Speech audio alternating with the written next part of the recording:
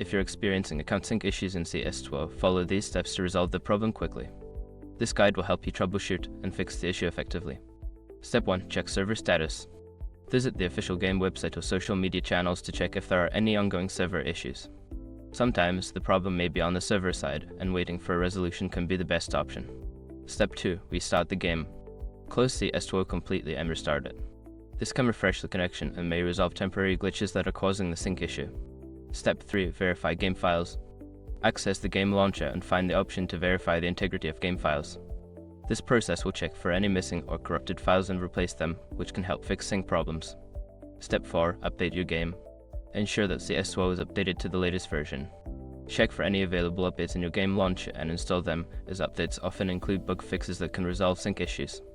Step 5. Relink your account.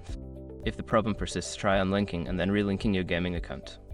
Go to the account settings, disconnect your account, and then log back in to re-establish the connection. Following these steps should help you resolve account sync issues in CS2. If problems continue, consider reaching out to customer support for further assistance.